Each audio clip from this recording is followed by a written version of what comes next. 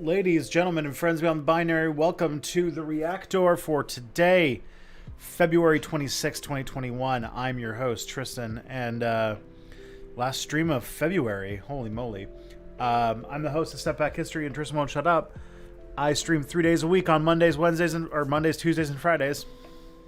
What you're watching right now is the Reactor, which I do on Fridays from 12 until 2. And then on Mondays, I do the Monday Discourse from also 12 till 2 with Mia Mulder. And on Tuesdays, I do from 7 to 9 p.m. the show Step Back Tonight. I go by he, him pronouns. You can find my work at stepbackhistory.com or tristanwon'tshutup.com. Hello, everybody in the chat. I see everyone starting to come online.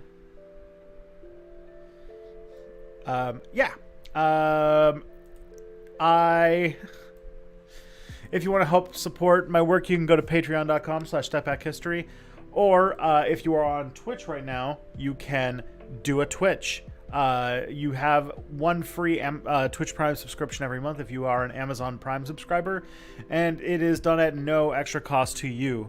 Basically, Amazon gets to keep your money if you don't use it. And 1 second, Phoebe wants to get out of the bedroom or the office. Okay, Phoebe, ready? Come on out. There you go. Be free. See how well you do. Alrighty.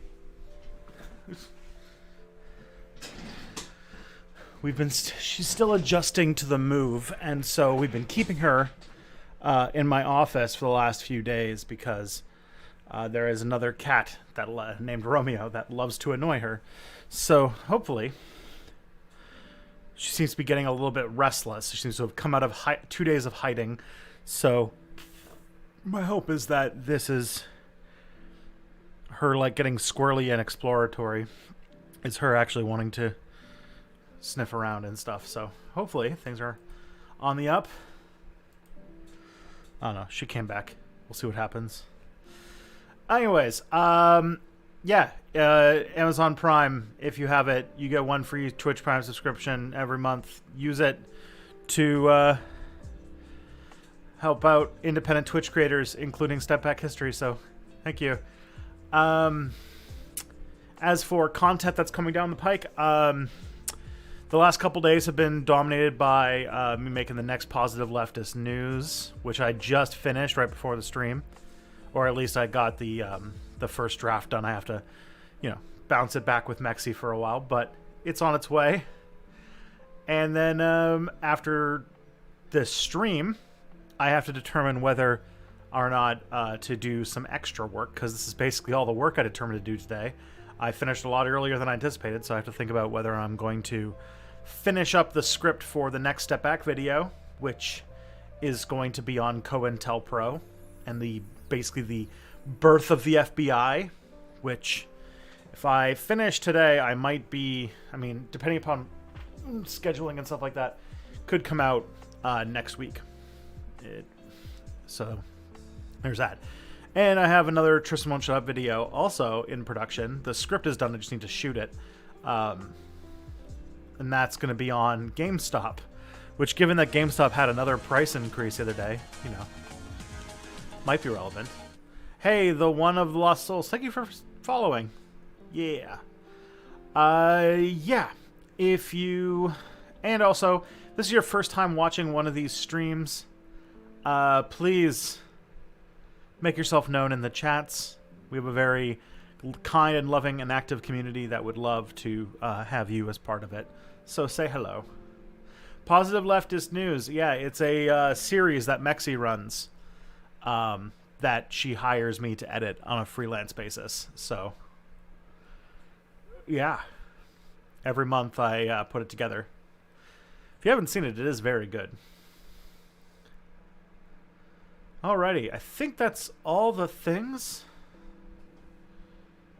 So, I think I got it. Got it in one. I was kind of tied for time today, so instead of having a coffee, I grabbed a Diet Pepsi. Yay. So today we're going to be watching content that people have submitted through the Discord. Got a handful of stuff to look at today, so I guess we should just get started, eh? The first video is titled R is for Rosa, Episode 2, Imperialism and War, which is great because when this was first submitted, thank you for the subscription, the one of Lost Souls, much appreciated. FedEx driver, sweet. Doing the Lord's work. Hey, Peepadoom, thank you for... Hello, friends. Thank you for subscribing. Much appreciated. The first video we're going to watch is actually had like a German name until like just a second ago. So we'll see what this is. This is R is for Rosa, Episode 2, Imperialism and War. So let's pause the music and make this happen. R is for Rosa, I don't think I saw it on the Discord. It had a German name until like 5 minutes ago. Is the thing. My name is Rosa Luxemburg. It is 1912. I'm writing a book on the future of capitalism. It does not look very bright.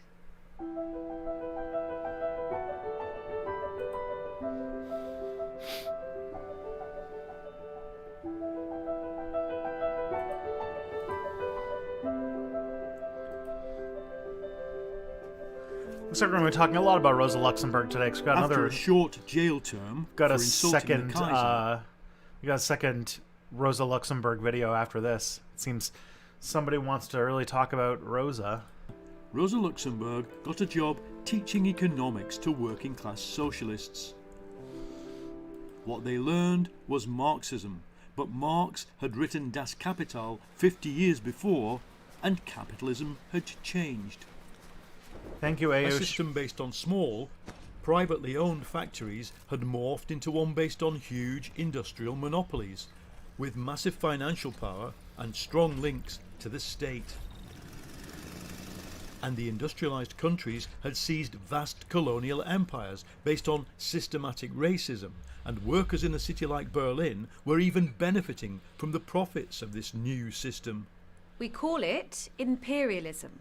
This new kind of capitalism, with the world divided into colonial empires and with a massive state and an organised economy, posed new questions for socialists.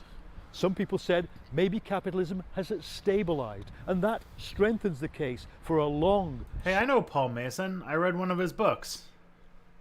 slow, patient, parliamentary route to power. And some even said maybe we, the workers, can benefit from imperialism. Rosa Luxemburg set out to prove that they were wrong. The accumulation of capital, a contribution to the economic explanation of imperialism, 1913. If the workers could buy every product their factories produced, she said, there would be no crisis. But the whole reason for colonial empires was to soak up the excess capital, the excess goods, the excess workers. Someone here knows After Effects, Capitalism motion would go on graphics. dividing and redividing the world through colonial wars, ultimately leading to a world war. Capitalism, she said, can only live by feeding off other systems and destroying them. And once it starts to run out of new colonies, markets and new sectors to commercialise, it will destabilise. The final phase of capitalism is going to be a period of catastrophes. Oh my, well that was accurate. Who made this video? This is made by Rosa Luxemburg Stiftung. I think it's some sort of German thing. Now, history began to speed up. In 1914, the catastrophe Luxemburg had predicted arrived.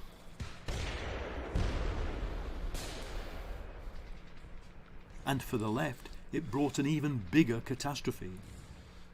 One by one, the old, male, reformist leaders of the European left fell into line to support their own army and their own war effort. But not Rosa Kat. Luxemburg.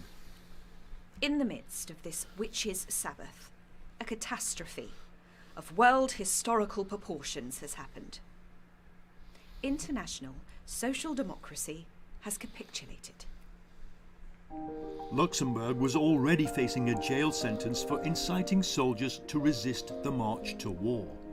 Jailed in February 1915, from her prison cell she launched a ferocious attack on the war and its left-wing supporters. For the first time, the ravening beasts set loose upon all quarters of the globe by capitalist Europe have broken into Europe itself.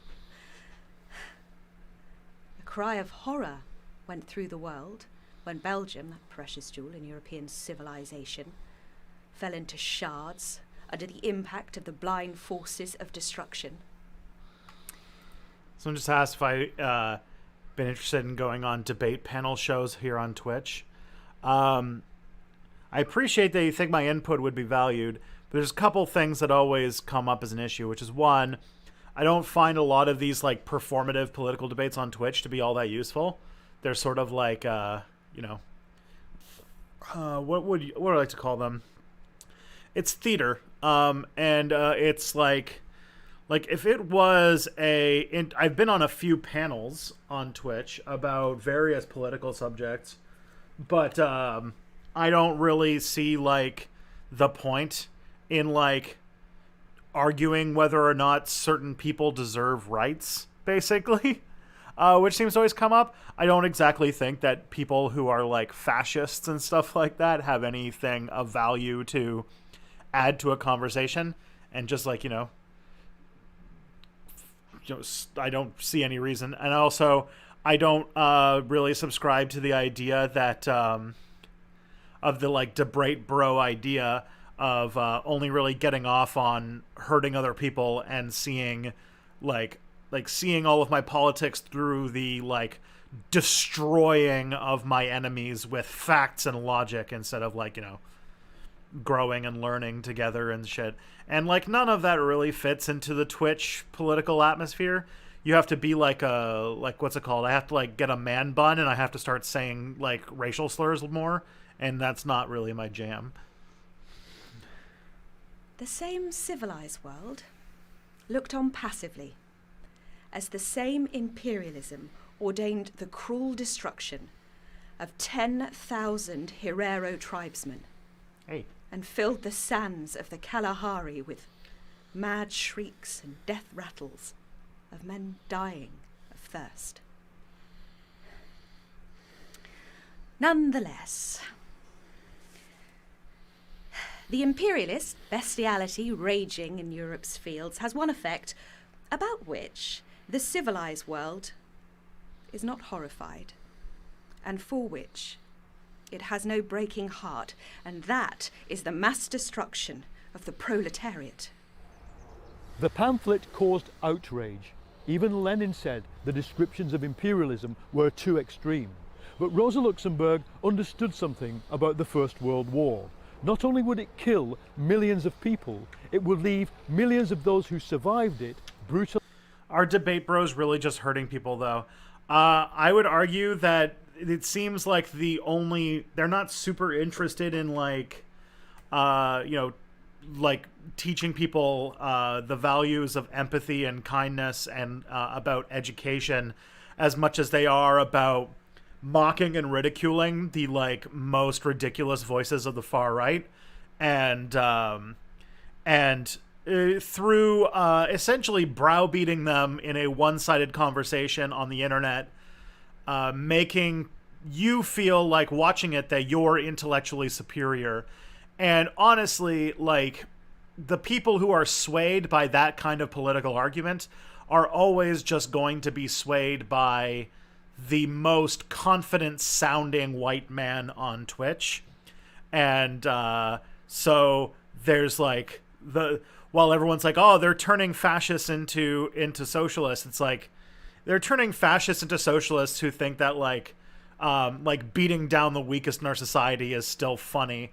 And yeah, like doesn't seem to come from a place of like of empathy and kindness for others, and it's more about like I don't like capitalism, and then like that's it. And I'm just like, yeah, I'm like, okay, cool.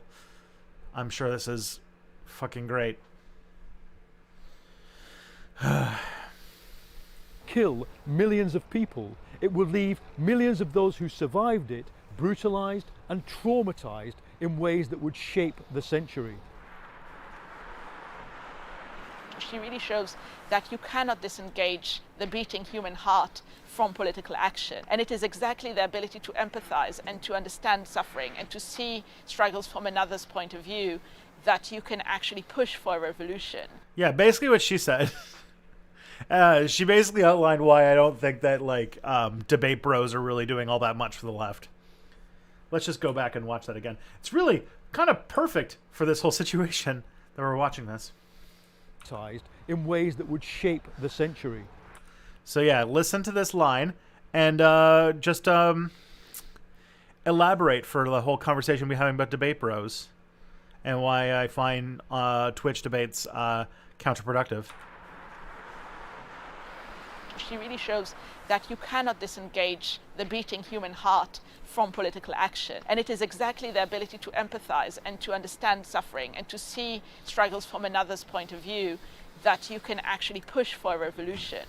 So I think we need to really go beyond seeing either emotion or justice as two separate debates, something that has extended from her time to ours, arguably, and to sort of notice how she brings these emotional passages to invoke, to show people this is how your comfortable life as German bourgeoisie is funded, and you must speak up against those horrors. As someone who's watched many such debates, they put logical arguments for socialism as well as evidence-based arguments against homophobia and transphobia. Plus, we need to drop from outside the left. Yes, okay, but the thing is, you can't verify. There's no citations. There's no, like, research involved in a lot of these debates.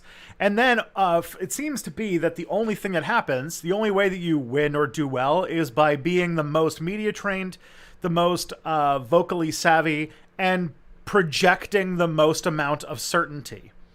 And so fairly often, even if the facts are on their side, they will get into these debates, then take somebody, like, either it's like bringing somebody from like a far right that is so full of hatred and darkness that we shouldn't even be like entertaining their ideas in the slightest, because we really should not say that it is even worth debating whether or not certain people own rights or have deserve rights. And then instead of like having the conversation about like, oh, like about fear and resource anxiety and all these things, it's like, shut up, you dumbass, you're fucking wrong, destroyed, beating you with I'm gonna fucking nuclear bomb you with a sense of empathy and love. And it's like, fuck, like, I don't know if your conversion to the left comes from like does not come or comes from a place of your enjoyment of like the browbeating and destruction and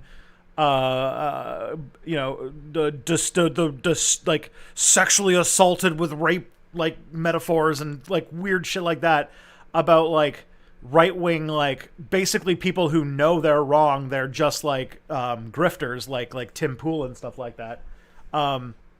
Like, nah, bud, I don't think those are very productive. I don't really need to have Hitler fan 1488 have access to my entire audience so we can debate over whether trans people deserve human rights. Like, I'm good. The madness will cease, and the bloody demons of hell will vanish only when workers in Germany and France, England and Russia finally wake from their stupor, extend to each other a brotherly hand, and drown out the bestial chorus of imperialist warmongers and the shrill cry of capitalist hyenas with labour's old and mighty battle cry. Workers of the world, unite.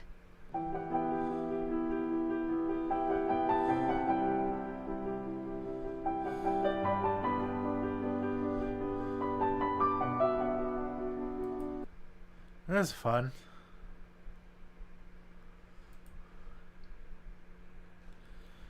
Who would know that Rosa Luxemburg would bring out so much talk about why I dislike this kind of stuff. This, like, debate bro culture. Anyways. Yeah. Embrace education and empathy. Disregard destroying people with facts and logic. That's my take. I feel like people who are convinced by internet debates are very, very susceptible to, like, just get, like, Jimmy Dored into becoming Proud Boys later on. Like, there's a lot more deep work that needs to be done than just be seeing an obvious grifter being like browbeaten by somebody who's read, like, a book, and then because, like, what's it called? They'll just start proposing red-brown alliances, and I don't know. It's just like, if your idea of politics comes from, like, an idea of, like, the enemy needs to be destroyed and humiliated, and that's what I want. It's not gonna get very productive.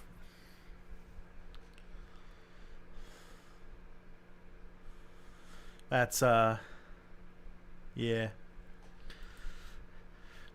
Maybe it's because I'm in my 30s, and so I don't know. I find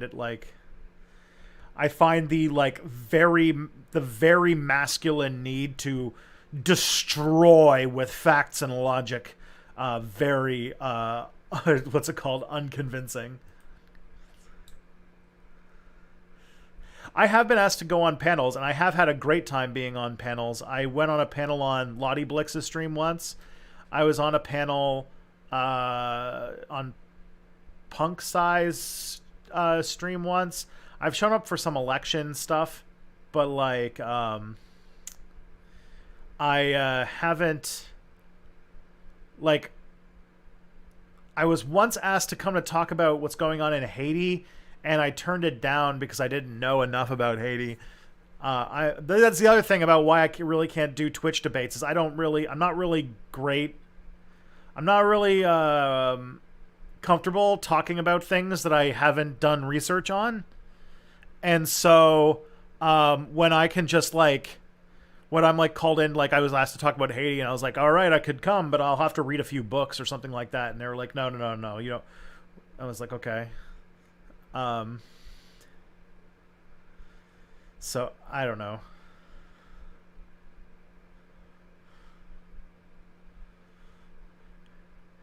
You were on that panel for the 2019 election. Loved you mucking Sharon Bernier, by the way. Oh, that was fun. Yeah, so I don't know.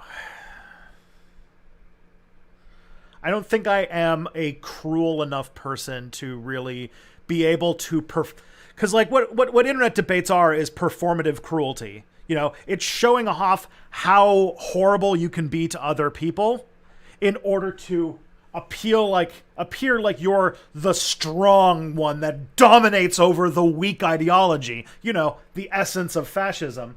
That's why there's so many of them on the internet. And so I can't do that very well. I'm not like a browbeat with facts and logic type person. So I don't think I would do very well in debates, because I would try to see things from their point of view and try to walk them back from the brink, instead of, like, just telling them why they're stupid and wrong stupid and stupid wrong, and convince nobody, or convince a few people who are very happy to see another white man getting angry about something.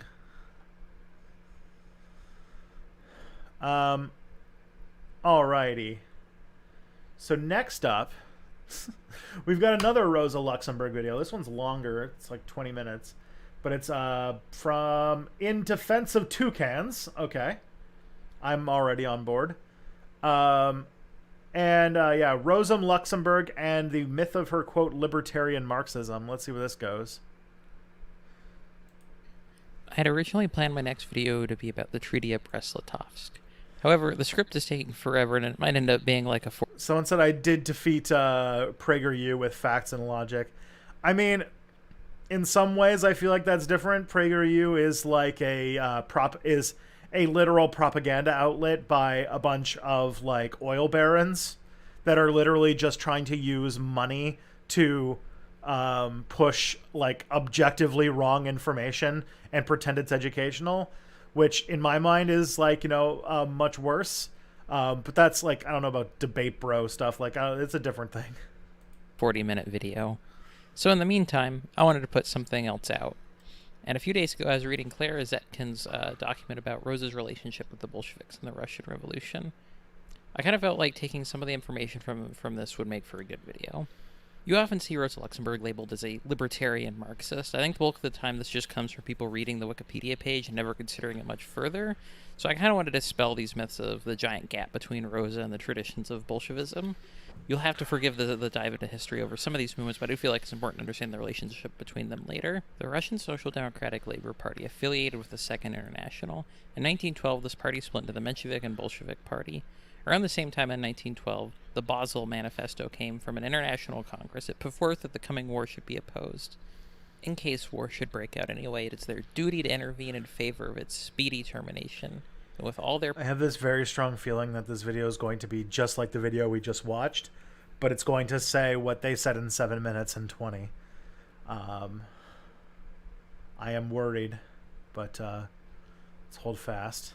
Power to utilize the economic and political crisis created by the war to arouse the people and thereby hasten the downfall of capitalist class rule.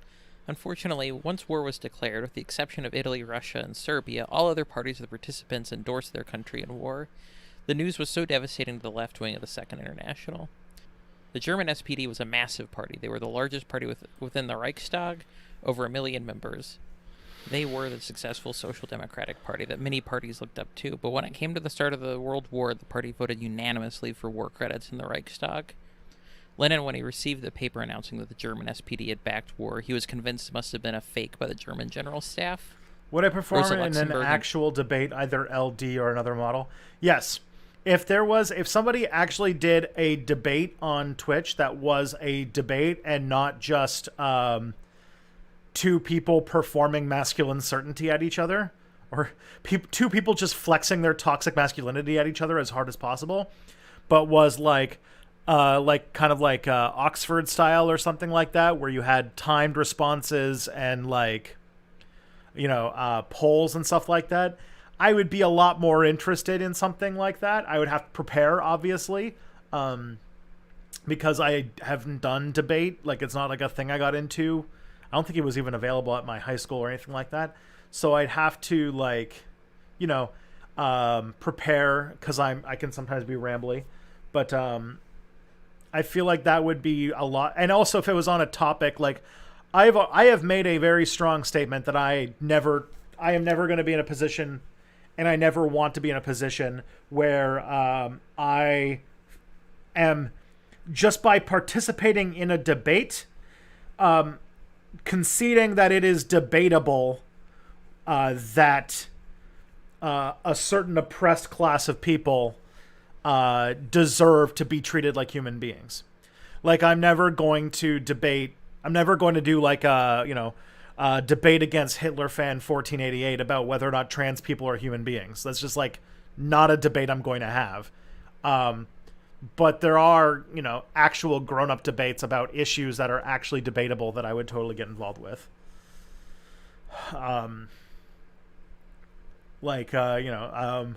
I would love something like, the Marxist, the Marxist-Leninists and the anarchists are debating all the time. That's a grown-up debate that could be done by people who are of good faith and think of an actual debatable subject. But I'm never gonna by participating in a debate, you are kind of giving up that the point is open for debate, and I don't want to do that for anybody's civil or human rights. And Clara Zetkin both contemplated suicide in response to these events. However, neither of them did. Rosa began to form what would later become the Spartacus League. While the vote had been unanimous, there were actually 14 deputies who were opposed, but were compelled by party discipline to vote for them. Karl Liebknecht was one who opposed it, and he would help form the Spartacus League with Rosa Luxemburg, Paul Levi, Franz Mehring, and Clara Zetkin. Eventually, representatives from various countries who denounced the war began trying to organize and plan a conference to unite the anti-war parties of the Second International. This would become the Zimmerwald Conference. Rosa did not go personally, and Lipnack wrote a letter from his imprisonment stating his opposition to the war.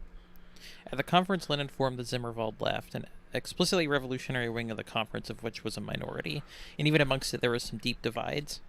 Eventually, a manifesto would be drafted by Trotsky for the conference. To quote a little bit from that manifesto, "The war has lasted for more than a year. Millions of corpses lie upon the battlefield. Millions of men have been crippled for life. Europe has become a gigantic human slaughterhouse. All science, the work of many generations, is devoted to destruction. The most savage barbarity is celebrating its triumph over everything that was previously the pride of mankind. Now the task is to enter the list for our own cause, for the sacred aim of socialism, for the salvation of the oppressed nations and the enslaved classes by means of irreconcilable working class struggle. It is the task and duty of the socialists of the belligerent countries to begin this struggle with all their power. It is the task and duty of the socialists of the neutral countries." Okay, this is probably not good stream content. Looks like we're probably going to end up talking about Luxembourg again in a little bit. So, seems that there was a lot of Luxembourg posting on my Discord a few days ago. But let's see what this is. Werner von Braun with intro by Tom Lehrer. Oh, this is the Werner von Braun song. Is it the song? Maybe. There is a song. Werner von Braun being a Nazi rocket engineer who wound up working for the United States. So isn't that fun?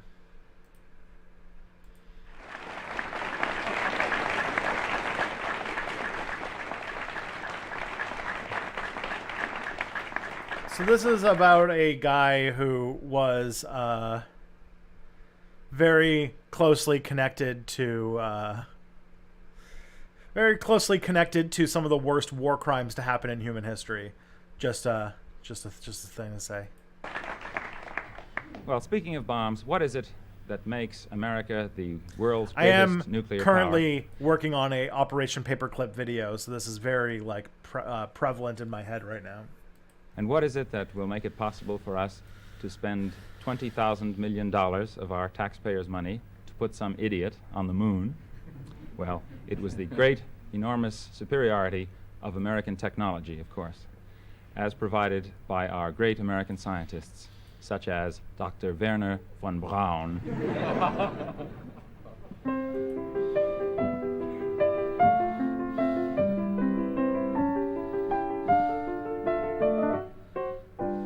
Gather round while I sing you of Werner von Braun, a man whose allegiance is ruled by expedience. Call him a Nazi, he won't even frown. Nazi schmazi, says Werner von Braun. Oh boy. Don't say that he's hypocritical, say rather that he's apolitical. Once the rockets are up, who cares where they come down? That's not my department, says Werner von Braun. Oh boy. I heard this song once, like a long time ago. But some think our attitude should be one of gratitude, like the widows and cripples in old London town, who owe their large pensions to Werner von Braun. Ooh. You too may be a big hero once you've I learned didn't realize this was a big smack in the face to him. to count backwards to zero. In German or English, I know how to count down. And I'm learning Chinese, says Werner von Braun.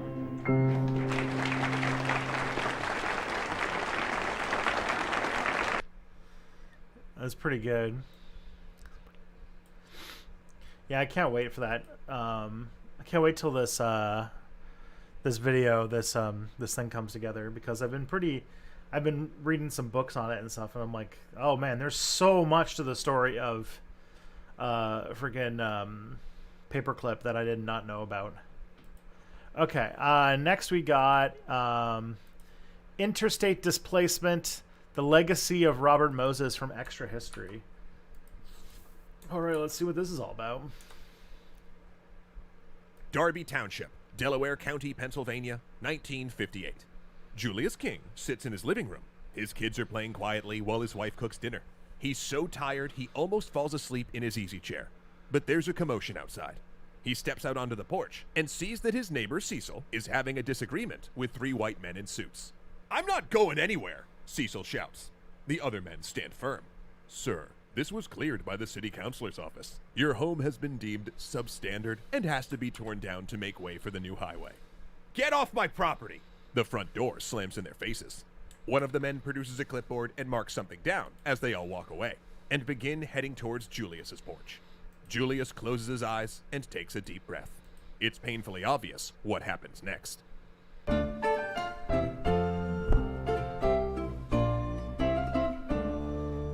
This episode is brought to you by the Child and Teen Checkups Program of Minnesota. We know there can be lots of barriers that keep you and your family from getting to a medical clinic, but they're here to help. And children up to age 21 may even qualify for free. Is James still working for extra credits? No, apparently not. Apparently Portnoy stepped away quite a while ago, and pretty much nobody who started the channel is still working there. So it's just sort of like a thing of all of it is now. But yeah. I did take a long break from watching extra credits because James Portnoy was still attached to it, and I was like, is it okay to watch this now? It's okay. When it comes to like things that are like, you know, run by shitty people, like you have to realize you have to, like, what's it called? You're being very like literal. Like, is this good or bad to watch? And it's like, nothing is great to watch, and everything is going to be associated with all sorts of stuff and people that did terrible things. I mean, I wasn't personally interested in extra credits for a long time because the takes that it had were kind of bad. And honestly, I couldn't watch the videos without thinking about James Portnoy, you know, like publicly embarrassing his ex-girlfriend in like a big email thing to everybody who worked there. And like that's just my hang up. But like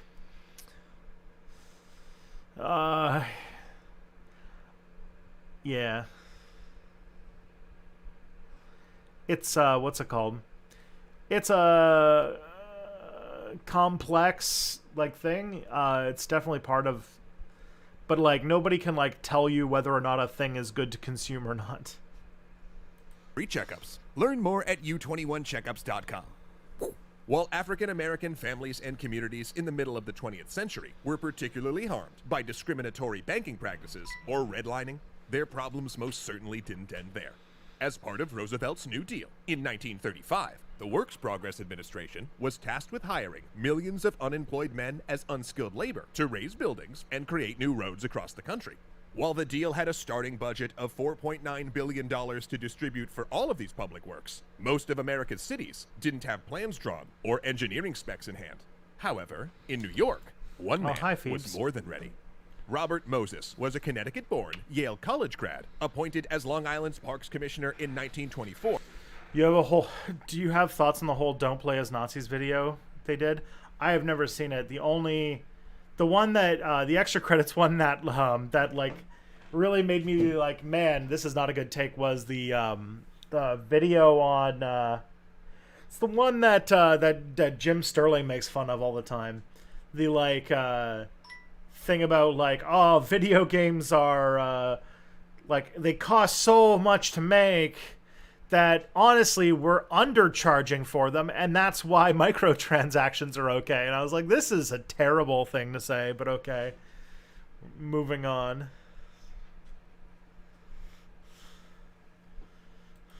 And New York's Secretary of State in 1927. Originally groomed by New York's Governor Al Smith, Moses made a name for himself by helping clean up and then merge New York's corrupt local government. And while he's justifiably regarded as an influential figure who changed both the political and physical landscape of New York City, Moses's legacy is also a complicated one, filled with a cascade of misery.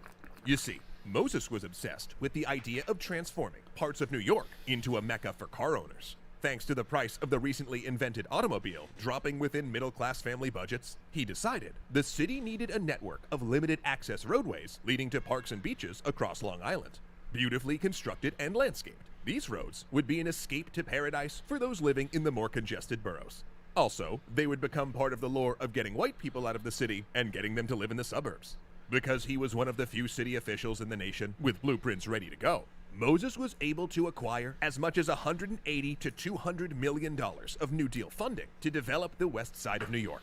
Then he managed to draw off and stockpile more money for various highway and bridge projects by taking the funds brought in by toll bridges.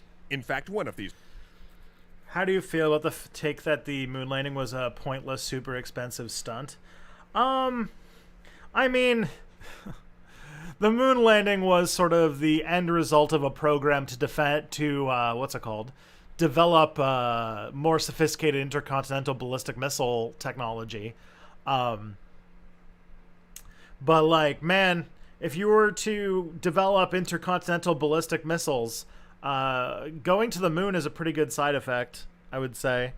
You know, I am very much on board for the romantic notions about, like, you know, going to the moon was a pretty big accomplishment for this little species of ours. And I would be like, what's it called? I have a feeling that, like, it would be better use of money to send more people to the moon and do more space stuff than to, like, you know, create more misery in the Middle East or something. So, yeah, that'd be fun. These projects was the Triborough Bridge that still unites Manhattan with Queens and the Bronx to this day, and I'm actually looking at it right now outside my window as I record this. This sudden rush of infrastructure need caused a bit of a jobs boom. In fact, Moses needed so much steel and concrete for the Triborough Bridge, the project put thousands of unemployed men from 20 different states across the country back to work in order to supply and complete the massive structure. At the time, he was considered not only a hero and job creator, but a man to be sought out by other would-be builders of roads and parks. Isn't, the Chinese Space Agency supposed to be sending a person to the moon in, like, 3 years or something like that? Every other city in America wanted their own Robert Moses. Engineers and city planners came from everywhere to attend the openings of his monuments, both praising the master builder and hoping to learn at his feet. But behind Moses's public image, there was a horrifically racist truth. Namely, that he often built his improvements on top of the city's voiceless and underrepresented people of color, with no regard for their displacement. Hey, he carved there it roads is. right through black and brown neighborhoods and demolished African American and Puerto Rican houses to anchor his bridges. Do Not Eat has tactics that other talked city about this in planners his Power across and Politics America would series. copy as they chased similar dreams. It was also well known that he referred to minorities as animals, and had specifically ordered the bridges over the Southern State Parkway built low, as to prevent any blacks using the city's bus system to reach one of his crowning achievements, Jones Beach. While there were plenty of instances where Moses showed little regard for New York's African American community, one of the worst was his tearing up of the South Bronx to create the Cross Bronx Expressway, even when less damaging options were available. It's said this project alone displaced roughly 1,500 families, and then those left behind were forced to deal with increased noise, air pollution, and lowered property values, all thanks to the expressway. Plus, with the project spanning from 1948 to 1972, it left much of the area looking like a debris-choked war zone for decades. And despite the fact that many of Moses's works left... The amount of money that goes into... like, whenever you see, like, the kind of money that NASA spends on things, like, yeah, it's a lot of money, but, like, it's like a drop in the bucket compared to what the U.S. spends on its completely superfluous military that does, like, nothing super good. Arguably, I mean, very easy to argue that it has basically no upsides and is constantly making the world a worse place. But I feel like if we could, like, you know, do cool space stuff, that would have a marginally better return for humanity than any wars. Destruction in their wake. Other cities saw nothing but the... I mean, it'd be super great if we could take the military budget and use, like, you know, most of it to make sure that everybody had food, clothing, and, you know, jobs, and, you know, everybody had a comfortable and happy life. And then, after that, what's it called? You'd still have tons of money left over to have a space program that puts the one today to shame. The success of a master builder. So years later, when President Dwight Eisenhower signed the Federal Aid Highway Act of 1956, history sadly repeated itself all over the country. Places like Darby Township, which we mentioned at the opening of this episode, would get saddled with industrial highways, cutting a path through the fabric of their neighborhoods. And even though other cities across America didn't have self-governing power brokers like Moses, there were still investors in both the real estate and automobile industries who saw this plan of expanding the highways as a way to get more people to buy cars, so they too pushed construction.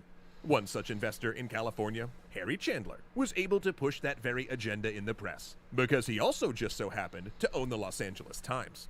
And as more people of influence saw the automobile itself as a sign of success, there were few objections to building roadways through Black, Mexican, and Russian Jewish neighborhoods, all under the guise of rehabilitating slums.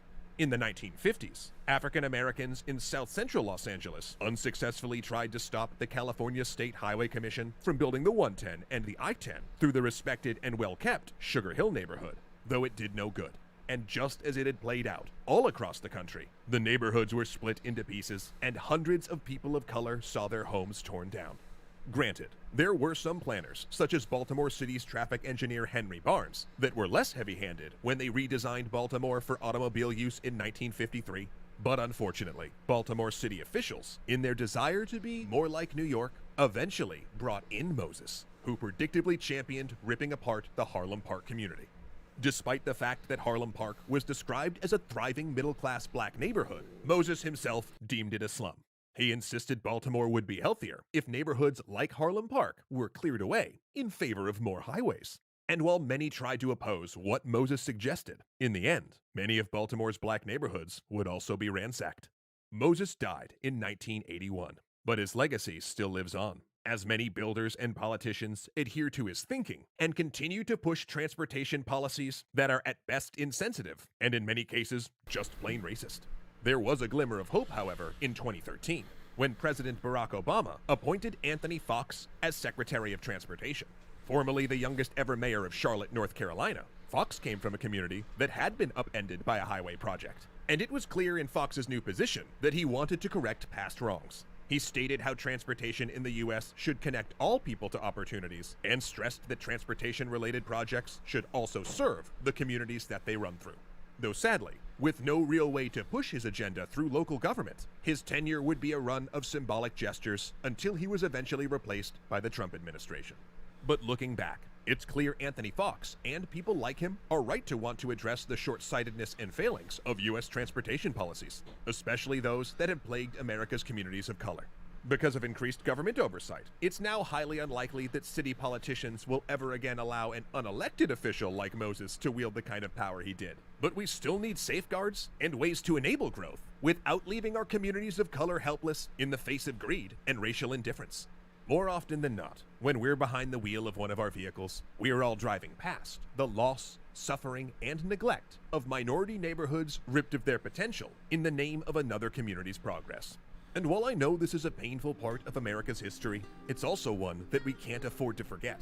Because while roads, parks, and bridges are all great things for America, the people of our country are more important. All of them.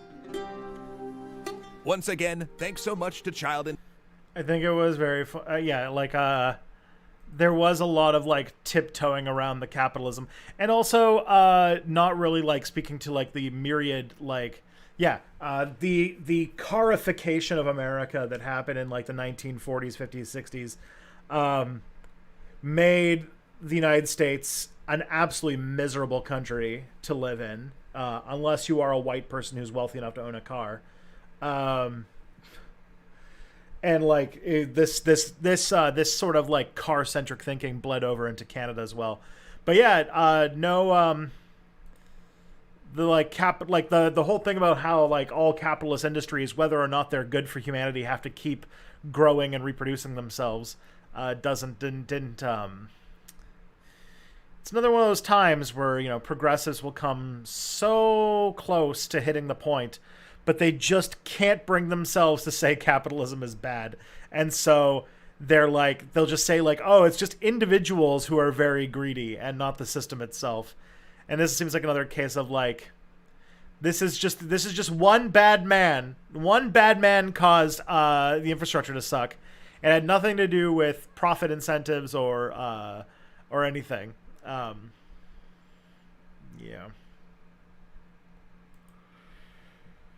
Anyways, I guess we're gonna read an article on Luxembourgism. 33-minute read. I don't think you guys want to see me read that long. Let's not and say we did. This is a tweet. We can read a tweet, I guess.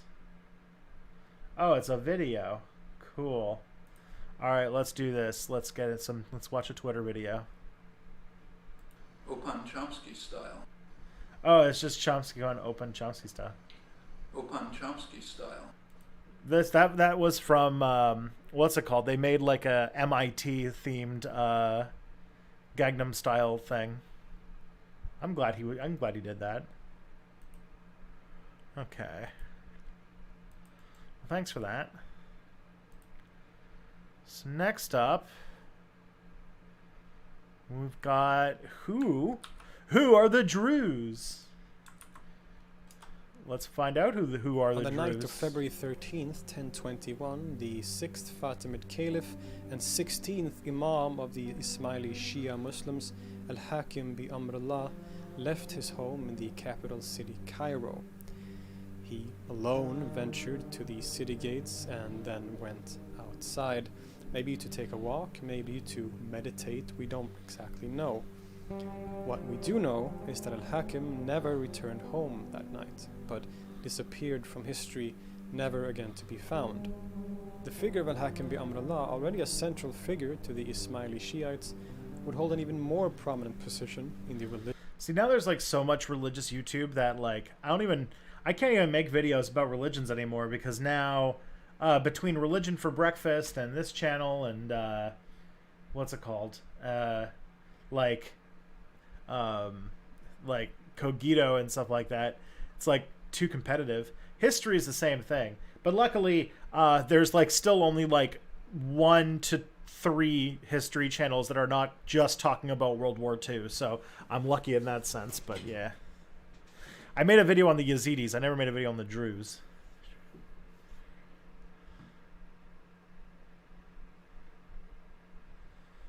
Religion of the Druze. The Jews are a fascinating religious minority in the Middle East that is very sort of isolated and secretive. They are situated primarily in the region known as the What is this Levant, channel's name? It's called Let's Talk About like Religion. Lebanon and Syria. And there are many questions surrounding the Jews, like are they Muslim, are they not Muslim? And people answer these questions very differently, both within and outside the group itself. What is clear is that they originate in Islam, and specifically in Ismailism. And what is Ismailism, you might ask? Well, I have a couple of videos on the subject that you can watch, but in short terms, Ismailism, or the Ismailis, are a sub-branch of the larger sort of denomination of Shia Muslims. The Shia generally follow the Imams, or descendants of the Prophet Muhammad, through his daughter Fatima, who are both worldly and spiritual leaders in a line of succession, beginning with Fatima and Ali. The Ismailis branched off from the other larger branch called the Ithna Ashari or Twelver group over who should succeed the 5th or 6th Imam, Jafar as-Sadiq. Those who favored his older son Ismail ibn Jafar became known as the Ismailis. And a couple of centuries later, the Ismailis had managed to form the Fatimid Empire, which at the height of its power ruled much of North Africa from Egypt and also parts of the Arabian Peninsula. Now, what's very interesting about the Fatimids is that the caliphs of the Fatimid dynasty were also the imams of the Ismaili community, so they served a kind of double function in that regard. And this brings us back to the Caliph Al-Hakim bi Amrullah, who, as I said, was the 6th caliph of the Fatimid dynasty and the 16th imam of the Ismaili Shiites. And so he was a very important person when he was alive, as the ruler of an empire and also as the spiritual pole and highest authority to the Ismaili community. Already before his mysterious disappearance, he was highly revered by his Ismaili followers, but particularly by a certain group of people who viewed him as a bit more than just a regular imam. There had been tendencies within Shiism to apply certain divine or non-human qualities to the imam, but these particular followers of al-Hakim began to see him as an actual manifestation of God on earth, and as the awaited al-Mahdi, who was a kind of messiah-like figure, very common particularly in Shia Islam. These ideas have their earliest evidence in two Ismaili or proto-Jews missionaries, or also known as Dai, associated with al-Hakim, whose names are Muhammad al-Darazi and Hamza ibn Ali ibn Ahmad al-Zuzani, who seems to have held this idea while Hakim was still alive. But the relationship between these two and their doctrines is a disputed issue. Some claim that Darazi actually held more extreme views, that al-Hakim was divine and that Hamza didn't, and that then Darazi was executed for this. So by some Jews and others, Darazi is viewed actually as a heretic even within the faith, and Hamza as the actual founder. And what these people actually believed isn't all that clear. Some believe that they saw al-Hakim as far as I can tell, this guy's an actual expert on Arabic. Like he probably speaks Arabic and seems to be pretty like a scholar of Islam. Oh boy, the content is very interesting, but man, it feels like a university lecture, which I mean, if people are enjoying it, we can continue. Actually divine, or a divine manifestation at least. Others say that Hamza, at the very least, did not view it in that way. But these things are very unclear, and we don't know exactly what actually sort of happened at that point. It's not clear whether this was a radical break with Ismaili tradition or simply as a continuation of already established doctrine. That is, if these people consider themselves to be creating a new religion or just extending the already existing Ismaili faith. In my opinion, the later is probably the truth, as the ideas, or many of the ideas expressed in the Jewish faith, are also, at least in some form, present. I have to take notes because I've been told that Step Back tries too hard to be entertaining, and that I should just say the facts with no affectation or attempt at storytelling whatsoever. So I'll just take some notes. In Shia Islam, and particularly in Ismailism. But others have competing ideas about this as well. For example, the scholar David... Because when I tell a story, I can't help but be snarky and goofy and try to make jokes or be like absolutely... what's it called? Try to do something that's funny or weird. I would get in shit. What's it called? I almost got in shit once because I did a guest lecture on... I used to TA a U.S. history class, and I did a guest lecture on the Reagan administration for that class. And one of the teachers was like, yeah, if you had done this, if you had done that lecture in America, you would have probably gotten in trouble. But, you know, you will probably be fine here. So even like when I was like a university person, it was still like a thing I got in trouble for. But, yeah, but I have gotten comments in my videos that are like, they don't want, like they basically, it you know, comes down to them basically saying, you're not funny, you're not a good storyteller, just stick to the facts. And I'm like, okay, I don't know how to take that, but okay. Breyer writes, quote, "The exaggeration of the importance of the Imam, the stressing of his non-human qualities, and the idea that a new era was beginning were nothing new in his..." Probably my favorite that I ever did was I did a guest lecture for that same course, but it was the next year. I taught the American history class on 9/11 and the War on Terror, and I felt so good about that lecture. Ismaili history, though it remained for Hamza to forge them into an entirely new religion. This new era that he mentions is related to the conceived role of Hakim as al-Mahdi, the messianic figure. Tell us stories and give us feeds. Well, here's feeds. Seen as feeds. a turning point in history, and a final victory for the doctrine of God's oneness, Tawheed, after which a new era is instigated. However, as we talked about in the intro, Al-Hakim suddenly vanished one night in 1021. This played pretty well into established Shia theology, as he was then considered to have gone into occultation, or hiding, as he will return at the end of time. And this is a very common theme in Shiism, and one that is held by many group of Shiites, including the largest Twelver group, who all believe that different Imams are the Mahdi who have gone into occultation and will return. Hakim's successor on the Fatimid throne and the Ismaili Imamate, a guy called Ali al-Zahir, was very different from his father. In fact, he reversed many of the ideas and innovations that Hakim had put in place and completely rejected the group that saw Hakim as a manifestation of God. In other words, the group that we call the Jews today. Here begins a period of great persecution and oppression of this group by the Fatimid caliphs, which would lead to them being more and more distinguished from the larger Ismaili community as its own new movement. And this persecution forced many of the what we call Jews into other regions like the Levant, and would also very much affect the theology and worldview that the Jews would hold or develop. Indeed, many argue that this is one of the reasons that in the year 1043, that is 22 years after Hakim's death, missionary work officially ended for the Jews' faith, and after this no converts were ever allowed into the religion. This is of course similar to other religious minority groups that I have discussed in previous videos as well. Man, people who don't like my jokes are not going to like my COINTELPRO video. I get very snarky at a lot of people, so it'll be fun. Well, it seems to be a very sort of returning common theme. Thus, from Do I have any of my teaching stuff recorded? Wondering, because I'm working on a teaching observation class and would love to be able to use your content if it exists. I don't think any of those lectures are recorded. I think on my old YouTube channel, I might have a recording of a presentation I gave in for something called MENARG, which was the Middle East North Africa Research Group. It was sort of this group at the university that my supervisor at the time, she was the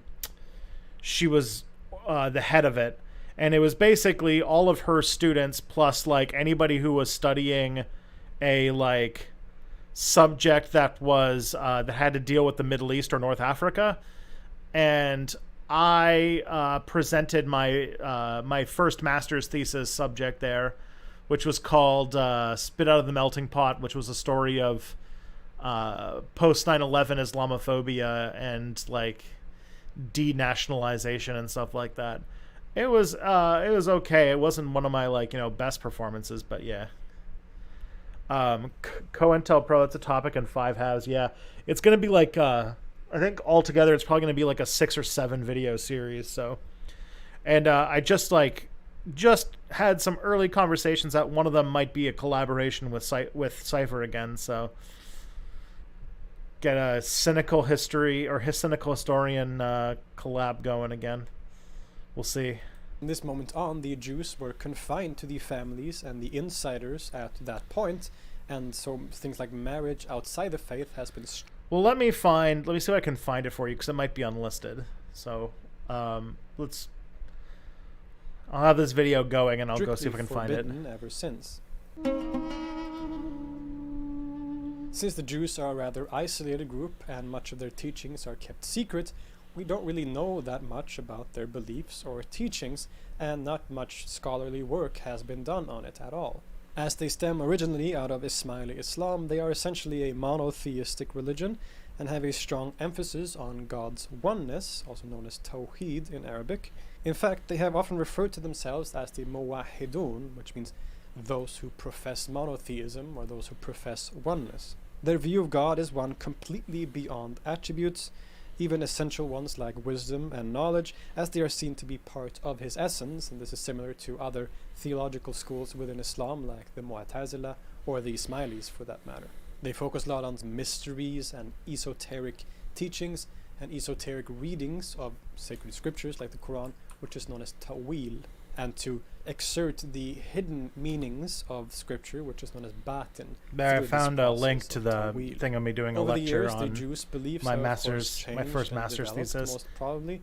It's from 2014, so this was recorded a year before I made. It was a year before my first Step Back video, but so obviously I had a lot to learn about presentation and stuff. But it is a recording of me lecturing that exists. And I have taken influence and inspiration from many different sources. The Ismailis in the Middle Ages were highly influenced by the philosophical school Neoplatonism, and so we can see in the Jewish faith that this sort of carries over here as well. This means that they have a view of God and creation where the divine emanates in stages, like a fountain where the level above overflows into the one below. God himself transcends this scheme, but the first part of this emanation or fountain is called the universal intellect, and after this there is the universal soul, followed by the word or kalima. Denasalization. I said denash. Basically, like the idea that my what I was trying to explain was that there was like Muslim Americans as like an immigrant group in America had this distinct sense that they were kind of part of the charmed circle, that they were actually like a part of the religious tapestry of the United States. And what a lot of Muslims in America experience is that after 9/11, they went from feeling like they were a not oppressed minority in America to an oppressed one, and all of a sudden felt like their identity as Americans was taken away from them as the war on terror started to become a thing, basically.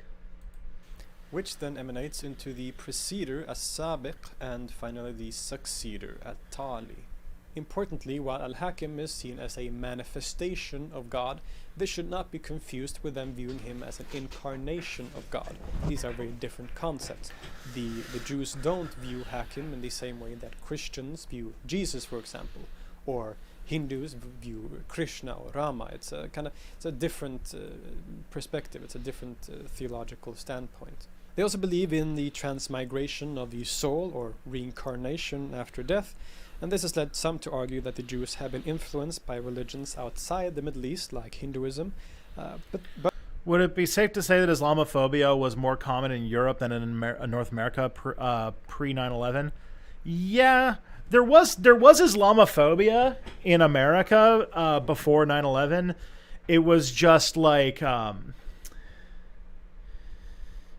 guess like what you would say, like it was more based on like what was going on in Palestine and in Iran, but like it wasn't it was not so much that it was like more positive as it was just less of a thing Americans thought about, because fewer, like, what's it called, Middle Eastern, Arabic speaking Muslim immigrants in America or in Europe are higher than they are in North America, just because it's closer.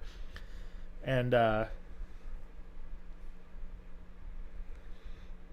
in America, they also had the extra aspect of the fact that like a very large portion, in fact, the largest portion of Muslims in America are African American, which got thrown out the window after 9/11 and a lot of the popular concepts.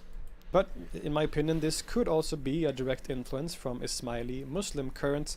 For example, the secretive Ismaili group called the Ikhwan as-Safa, the Brethren of Purity, also believed in a kind of reincarnation of the soul. Important aspects of this reincarnation teaching of the Jews are that a Jewish person who dies is always reborn as a Jew. And so this community is kept intact even after death, as it were. So while the teachings of the Jews are obscure, and I think I could still get away with making a Druze video, if only because this is going to turn off a lot of people who don't watch university lecture videos. Difficult to pin down, some scholars have put together certain important themes. H.Z. Hirschberg and others summarize it through 7 articles of faith. 1, veracity in speech. But the same font I use in my videos. Yeah, it's probably Myriad Pro, which is sort of the it's the default font of Adobe products. Protection and mutual aid to the brethren in faith. renunciation of all forms of former worship and false belief, repudiation of the devil and all forces of evil, confession of God's unity, acquiescence in God's acts no matter what they be, absolute submission and resignation to God's divine will in both secret and public. Now, there are different variants of this list, these articles of faith, and different translations and so on, but these are the sort of general articles of faith that the Jews are often said to have. Similar to Muslims, the Jews are encouraged not to drink alcohol or eat any pork.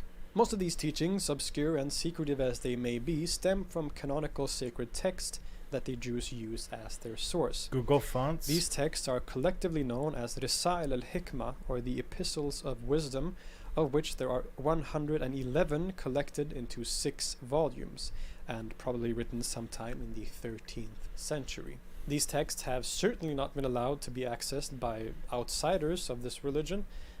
It's only in the last century or so that academics and researchers have been allowed to access some of these texts, but not even all Jews have been allowed to access these texts historically.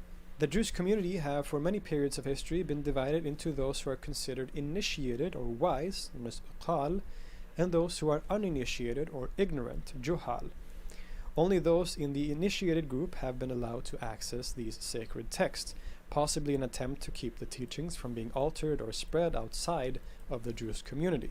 Other religious texts are also important to the Jews, like the Quran. Man, it's complex to what's it called?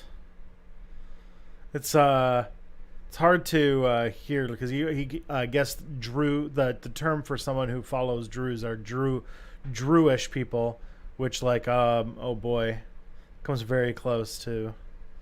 It's just like it's complex. Islam is a religion. You can't be a racist against that. Yeah, I talked about that in my master's thesis about like how. Sure, Islamophobia is not a race, but people certainly confused. Like, first of all, Islamophobia certainly seemed to be reserved for people from the Middle East, North Africa, South Asia, and Turkey. And at the same time, anybody who had brown skin was targeted for Islamophobia, even if they weren't Muslims. Like, there's a big rash of people getting targeted by Islamophobic hate crimes in America that were like from like South America, or very common are Sikhs. Sikhs are a very common victim of Islamophobia, despite the fact that they're a completely different religion. Or even the Bible, which they see as to have sort of conveyed the true teachings of monotheism, but that people have later misinterpreted and corrupted these texts.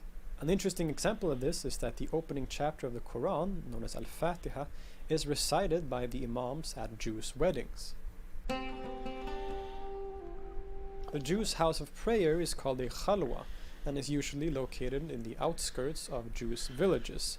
And here a kind of weekly or regular service is usually held on Thursday evenings or Thursday nights, which is attended only by those in the initiated group, the uqal. These buildings are also sometimes used for more community, political, or social events at large. Another common practice of the Jews is to make a pilgrimage to the grave of a prophet or an important holy figure. This is known as a ziyara, much like in Sufism, for example. And one of the most important or most common of these ziyaras or pilgrimages is performed to the grave of the prophet Shu'aib, who is thought to be located in Israel. A holy site like this is called a maqam, which literally means station, and is visited to receive blessings or even things like health or to cure certain illnesses. Much like in other religions, there are also certain holidays or a celebration or events connected to certain important life events like marriage or funerals. Perhaps the most important festival of the year is called Eid al-Adha, not to be confused with the Muslim holiday of the same name. It is preceded by a 10-day period of sort of regret and contemplation, followed by a sacrificial day of festivities, community, and often charity. The Jews started around the rule of Al-Hakim in Egypt, but have historically been located primarily in the region known as the Levant, in countries like Syria, Lebanon, Jordan, and Israel. the relationship between them and the, for the most part, ruling Sunni elite haven't always been that great. There have always been a discussion or debate amongst these Muslim scholars on how the Jews should be conceived or viewed, some viewing them as a very extreme form of Shia Islam, while others see them as apostates and heretics altogether. Needless to say, there have been periods of great persecution, oppression, and unrest within the Jewish community and in their relationship between or with other groups in the region. For example, the famous Hanbali scholar Ibn Taymiyyah, often a hero to modern fundamentalist groups, issued a rather nasty fatwa in the 14th century where he calls for armed jihad against the group and states that, quote, "They are heretics and apostates whose repentance cannot be accepted, rather they should be killed wherever they are found, and they may be cursed because of what they are." Jeez. But it's very important to remember that this is of course the most extreme case, and that many Muslim scholars historically and today have favored a more liberal approach and emphasized peaceful coexistence. There have been periods during the Ottoman Empire, for example, when the Jews were allowed autonomy and even protection by the Ottoman Sultan. In the last century, with the appearance of ideologies like nationalism, pan-Arabism, or pan-Islamism, aspects of the Jewish religion have been reconceptualized, and some have emphasized their similarity to Islam and ethnicity as Arabs. But also with the many periods of unrest in the region today, this has led to increased persecution. The war in Syria, for example, and the unrest related to it has led to the Jews, among many other religious minorities, being targeted by fundamentalist groups like the Islamic State, who are often inspired by Ibn Taymiyyah and his fatwa that I quoted. But the Jews still remain a pretty strong and significant community. An estimate shows that there may be around 1 million Jews in the world today. What we should remember, however, is that the Jews are a complex religious community that has a very long and fascinating history. We know surprisingly little about them and their teachings and practices, much because of their secrecy and historical isolation. And so much of what I have said in this video is very much open for discussion and can be sort of countered by other arguments. For example, many scholars previously have focused on the ethnicity or race of the Jews, trying to make the Jews an ethno-religious community like the Yazidis, for example. But most scholars today agree that the Jews are both ethnically and culturally very diverse. And so these questions of race and ethnicity, scholars don't think that those aspects should be emphasized as much. In any case, there's a lot more we could discuss, but I will leave it here for now and hope this was a good and interesting short introduction. Let's continue this discussion in the comments as always, and if you want to support this channel, you can like the video. Okay, well, let's get let's change subjects very drastically and go with Jungle Cruise remodel confirmed. Big changes at Disneyland. Oh boy, is it Disney? We apparently it's becoming a weekly segment where we have to do a video about Disneyland. Because I guess everybody really likes Disneyland. Well, today Disney answered a question that a lot of people have been asking for a very long time now.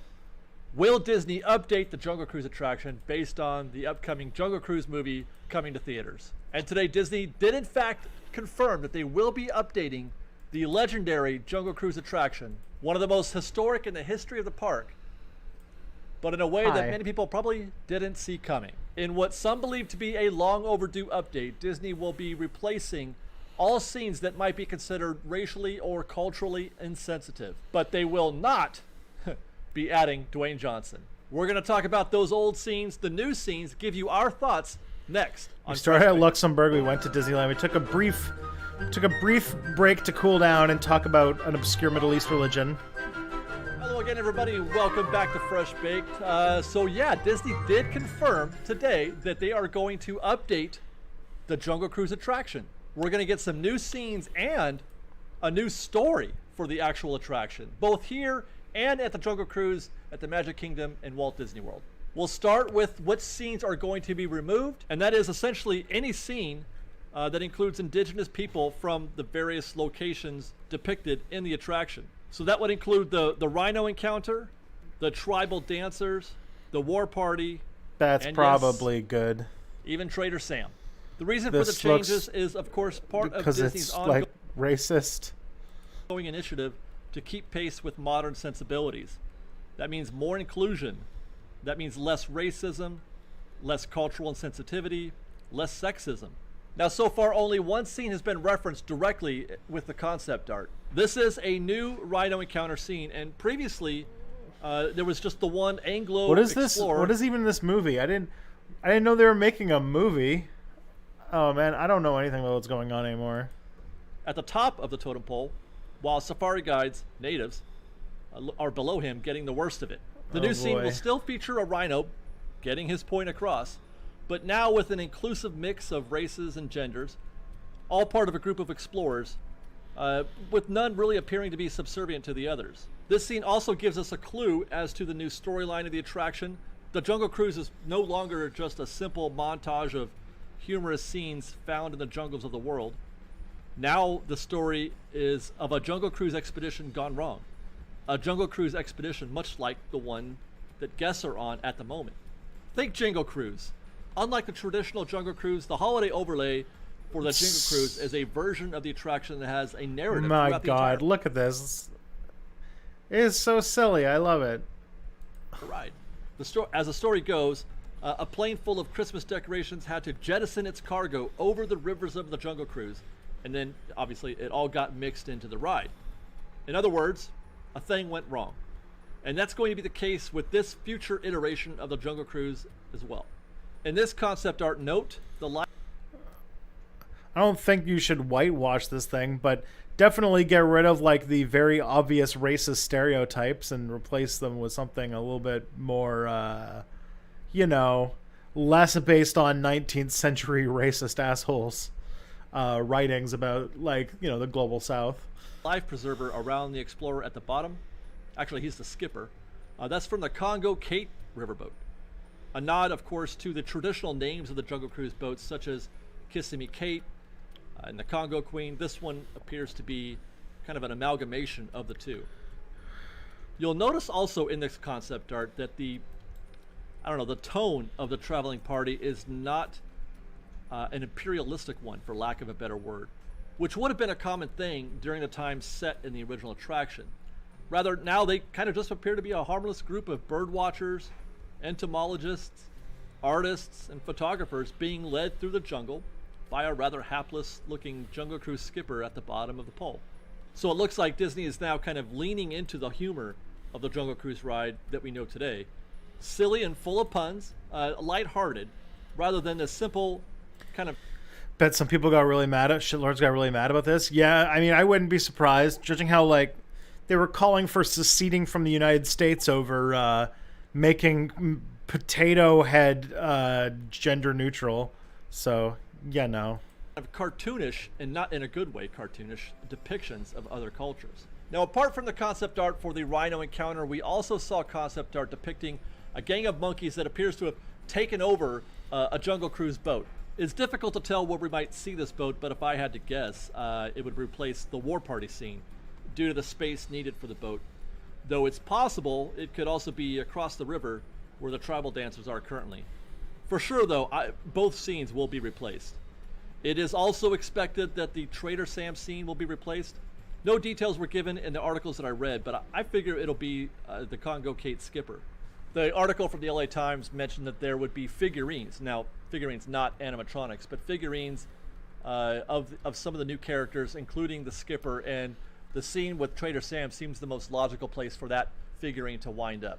And I'm pretty sure this change will be the one that triggers the sharpest criticism from fans, very much like the redhead scene in Pirates of the Caribbean. Actually, this is a good spot for me to add that I'll definitely miss Trader Sam, and I'm definitely in a camp that likes to try to preserve Disney history, Disneyland history, as much as possible. But in spite of that, I am in favor of these changes. While I'm personally not offended by those scenes, it's not for me to judge whether or not they're offensive. I'm not the one being represented in those scenes. And I very much respect and stand behind Disney's... Hey, there you go. That should be the answer. ...decision to be more inclusive and respectful of cultures from all over the world. In fact, Disney Imagineer Carmen Smith echoed those feelings. She said, "As Imagineers, it is our responsibility to ensure experiences we create and stories we share reflect the voices and perspectives of the world around us." Simple, but true. As for the rest of the attraction, I'm sure it's going to be the same as ever. You're going to see your long-necked cheetahs, your wrinkled elephants, jeeps that won't turn over, man-eating piranhas, have no fear, ladies, and of course, the backside of water.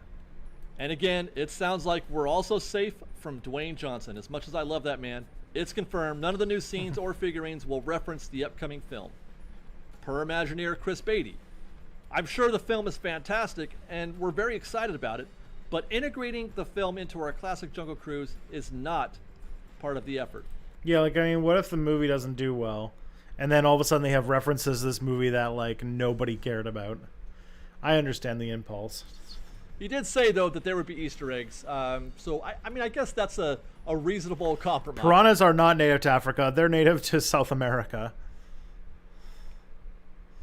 It's just a few Easter eggs, something small. Interestingly, Beatty also said that the attraction will be the same here. They're like, they're native to the Amazon River, typically. It would be at the Magic Kingdom in Walt Disney World. And for those who have never been to Magic Kingdom or the Jungle Cruise in Florida, they most definitely are not the same, the two attractions. So with that, I have to think what he means is the story elements will be the same. The story, the overall that's being told in the Jungle Cruise attraction will be the same, but not identical or a copy of one another, because that would require extensive... Not to mention, I don't think rhinoceroses live in the jungle. I think they're mostly a savanna creature, but there you go. But, you know... They're just like one step off of like not making it look like a fucking Tintin comic. So I guess they're trying. Changes to one of the attractions, either here or there. I believe the Jungle Cruise in Florida is considerably longer than ours.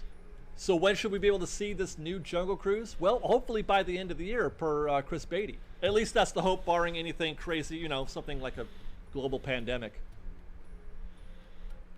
So what do you guys think? You know, I want to know. Let's get that ratio started. I want love it or hate it only. I don't want anything in between. Love it or hate it. I'll say right now, I love it.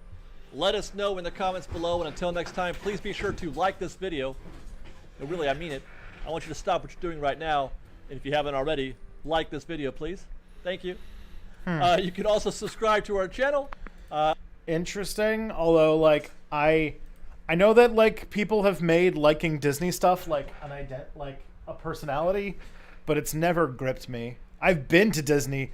I've been to Disney World, the one in Florida, like a few times, and the one in California I've been to in like, I mean, I've never bought a ticket, but I've been to like the stores around it.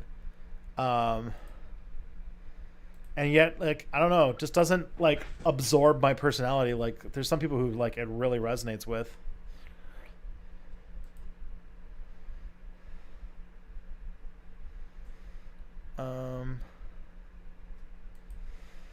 All right, let's see what this one's, that one's a bit long. We probably can't watch that one. So let's move to the next one. Definitive proof, okay, this is... Definite proof the meerkats are gay, bracket with diagrams. Okay. Let's see what this is. Graham Norton, Stephen Fry, Ian McKellen. Some of the UK's most beloved national treasures are gay men. But what if I was to tell you that two of them are gay meerkats? Hello, I'm Rowan Ellis and welcome to my magnum opus. This is a love story 10 years in the making. Yes, you heard me correctly. 2009 was the first time we were introduced. This a very British thing? Oh boy. Maybe I'm not British enough for this. Let's find out. Two icons, Alexander and Sergey. For the people who are not from the UK, let me give a tiny bit of background. These two are the protagonists in a series of adverts by a UK company called Compare the Market, which used to just compare car insurance and now compares a whole ton of stuff. The premise being that they ran a website called Compare the Meerkat, but their website was in jeopardy. You see, a load of humans were going there mistakenly thinking that it was a website Compare the Market, so they took to our TV screens to explain the difference. Now here's the thing, their relationship has never been officially and explicitly confirmed by Compare the Market. So it is my task nay, my life's mission, to prove it to you today. Let's begin. So I've compiled my research into a document. I have pictures, video files, text, and I'm going to share it with you today. I have a full timeline of their relationship with copious evidence. So, first of all, let's start at the beginning. When did they first meet? Well, Alexander, a meerkat of high renown, whose family business compared to the meerkat had been booming. This is an extraordinarily British video, yes. He know-how to do that. He comes across Sergei. He is a Russian meerkat astronaut who had landed on the moon ahead of the American meerkats at NASA. It is later proven after he was rewarded with a beautiful medal that he faked the whole thing in his garage, but still, Alexander, impressed with his ingenuity and technical know-how to be able to pull something like that off, invited him to join the company. Now, the keen advert watchers amongst you may say, Rowan, what are you talking about? That wasn't in any of the adverts. Where did you even get these from? Did you do them yourself? First of all, thank you for assuming that I had this kind of artistic ability. And second of all, I am no mere advert watcher. No, I am beyond that now. I have been consumed with the eternal question, are these meerkats gay? And so I paid £4.99 to buy the ebook of Alexander's autobiography, A Simple's Life. Simples! Interesting fact, this is actually sort of hinted at the adverts. The keen advert watchers amongst you will have spotted. For example, Sergei writes on a blackboard some extremely rockety science things during one advert, and also it's very cute, space-themed pajamas. So the adverts themselves start a few years later. They've been living and working. Apparently, these meerkats are characters from some sort of British advert. So there's these British commercials which feature meerkats. I guess it's a really big deal in the UK. And Rowan here is on a mission to discover whether or not they are gay. Do we have it all together now?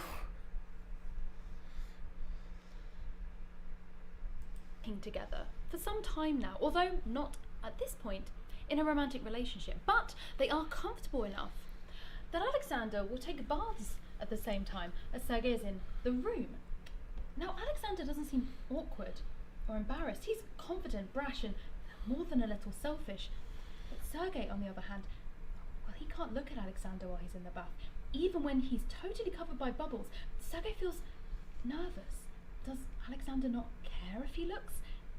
Maybe because he wants him to look, or because he's so uninterested in Sergei, it doesn't even cross Alexander's mind to be worried. And why is Sergei even thinking about this? Why does he care what Alexander thinks? He doesn't care what Alexander... Sergei throws himself into his work. So if YouTube takes this down, not only are they anti-hyena, they're anti-meerkat, I guess. In the end, the stress and obsession with his work is too much. Even Alexander is noticed. Sergei thinks Alexander is going to fire him for being too old. He starts to cry, but he isn't sure why. Maybe losing the job, but maybe losing a friend.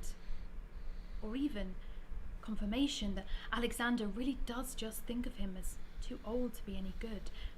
But instead, Alexander buys him a brand new computer. Feeling flustered by the show of emotion from Sergei, Alexander jokes that it's just so he can keep him working twice as hard. But after all of this stress, Sergei decides that it's time to move on to another job that will afford him more dignity. The circus. What? But rather than forget about him, like Sergei is sure Alexander will. How many of these commercials were there? Why was there a book? In the middle of a show, asking Sergei to, and I quote, "Come." How did this thing become like the most popular thing in the United Kingdom, and I haven't heard of it? Home. Despite himself, Sergei can't refuse what he really wants, and they return home together. This marks a turning point in their friendship.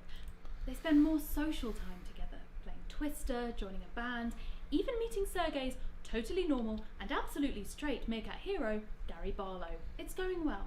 Even if nothing happens between them, they're still friends after all. But then, one stormy night, a baby arrives on their doorstep, and everything goes to hell. This is baby Oleg. After only a few minutes hesitation, they welcome him into their home. Britain, are you They start okay? parenting together. Is this why They feed Brexit him, happened? They clothe him, they decorate a whole nursery, and they even tuck him in at night. Together. As a family. Little things that baby Oleg does, little silly things Alexander will say, haha, he takes after you, Sergei. And at one point, Alexander refers to baby Oleg as part of the family, and Sergei, his heart stops for a second. Does that mean Sergei, is part of the Orlov family too? Soon they take their first family holiday together. To Why are Africa these to show baby meerkats Oleg his like heritage. They from stay Eastern together Europe? in a small tent with only one visible bed, and it is torture for Sergei. Everything that Sergei wants but can't quite bring himself to take in case it upsets the balance that they've created. Then, in a devastating turn of events, baby Oleg decides that he wants to stay in Africa to be with meerpups his own age. As they walk away for the final time, he calls out, "Goodbye, Papa Alexander. Goodbye, Auntie Sergei." It's too much for him. The tears start to fall as they drive away. In an attempt to escape the hole in their lives left by baby Oleg, they move from their What, mansion they in lost the Poland baby? to their mansion in Los Angeles to start a movie part of their business in order to make films to, again, persuade people to stop using their website. The budding family they developed over the What? past few months was shattered. Even as their business thrived, allowed them to rub shoulders with the Hollywood elite, Sergei could feel his dreams of a family with Alex slipping away. It's almost worse that Alex seemed to be respecting him more in business, taking him to business meetings, laughing at his jokes. He decides that he needs to get over his crush once and for all. What is happening? Besides, he needs to start dating for the first time in 30 years. In September, Alexander notes how Sergei seems to be wearing a new aftershave and taking mysterious phone calls from someone he claims is a wrong number. Sergei has given up on Alexander ever returning his affections. So at the start of October, he comes down the stairs of their LA mansion with a bunch of roses and awkwardly tells Alexander he's going to the movies on a date without him.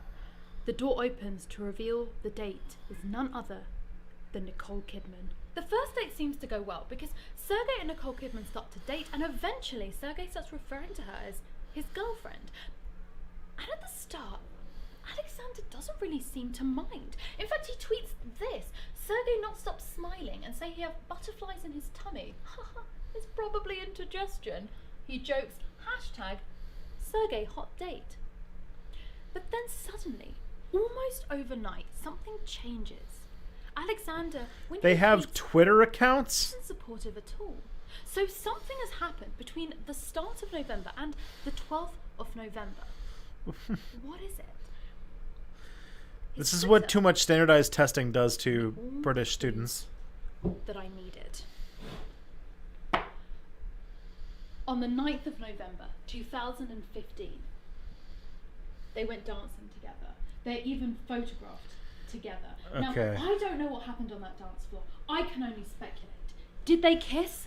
Did they almost kiss? Just look into each other's eyes and find a common and unspoken understanding about what those long years living and working, raising a child, and moving across the world together really meant to them both? But who knows? But what I do know is that Alex realized his feelings for Sergei that night. And nothing would ever be the same again. We can see in this next tweet, something has shifted. Alexander, only days afterwards, and with no tweets in between, Sergei is out on hot date.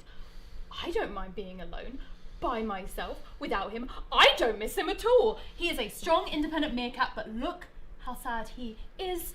The lady, as they say, doth protest too much. This all comes to a head in December of 2015, Phoebe, get down from there. just a few weeks later, when Alexander crashes a date between Sergei and Nicole Kidman to desperately ask for Sergei to choose Wait, when did Nicole Over the next okay. few weeks, How did Nicole Kidman get involved? Alexander begins tweeting. One of them is dating Nicole Starts off a Kidman. bit Okay. passive-aggressive. I am assuming you'll not come home for dinner tonight. He hasn't said where he's going to be. The next one. I don't usually write letter to Santa, but this year I really want something for Christmas. My cinema buddy bag. He's been driven to desperate lengths. Then a series of tweets in response to tweets of Sergei's which have since been deleted. The lockdown's made her snap. No, this is from January of 2020, so that's right. obviously not. Alexander. Sergei, have you lost your marbles? This is pre-pandemic. I am to accept you as you are. Hashtag choose Alexander. Could this be accept for who you are, appreciate for who you are? A coded reference to Sergei's bisexuality. Finally, on New Year's Day, 2016, an advert is aired. This feels like a Sean video or like a stunning Jose video. A-lister Nicole Kidman. Someone who goes way too deep. Alexander. And choose Sergei does. He chooses Alexander. Finally, our boys are together. They go on their first date to the cinema, of course. After all this time, they finally both know how they feel about each other. But their story is only just beginning. Oh my god. How many walls does this house have? The adverts are just them going on dates to the cinema. That is all it is. It's just a series of their dates. That's what's happening with the adverts. Online, however, on Twitter, this is like I don't know what TV show that's from, but the guy with the wall with all the string, and he's just like, you just use it every time somebody says like a crazy conspiracy. This is like literally that. Holy crap. We come to what I like to refer to as the year of shitposting, in which they just tweet like a gay couple who is taking the mickey out of each other. Some classic examples being, on April Fool's Day, ladies and gentlemen, terrible news, Sergei has quit. I wish him all the best in his new IT department, followed hours later by April Fool's, mwahahaha, Sergei isn't going anywhere, he will never leave me. We also have kind of a funny one from Valentine's up there, Alexander complaining he didn't get a card from Sergei. Alexander does a lot of ribbing on Sergei's fashion choices. Oh man, this is I know this is almost too British. This is extraordinarily British. He dug up a swimsuit from a few years ago for the family getaway, still referring to it as a family getaway when they go away together because they are family to each other. I think some things should stay buried. Ha ha ha. And one of my personal favourites, I would make a snowman, but I already have Sergei. He white round and does nothing. This, to me, so clearly a queer couple ribbing the shit out of each other on Twitter. So in the summer of 2016, they described to go on what Alexander describes as a family road trip. And then when Sergei says, we have to see this to the grim end. There's 5 more minutes. That's okay, because I have enlisted the help of Macaulay Culkin to round out that dynamic. They co-parent the former child Nicole Kidman and Macaulay Culkin. How big was this commercial series with cartoon meerkats? Oleg. We also see that they still have a picture of baby Oleg in their camper van, even though they didn't get the camper van itself until a year after they left him in Africa. We see how all of this is adding together. The dates that they're going on, the references to themselves as a family, the shit posting, like only queer couples can do. But we also have some really interesting references. Come over here. So here on this board, we have the references which are to movies. All of these movies are romantic movies. We have When Harry Met Sally, we have Casablanca, we have Titanic as well.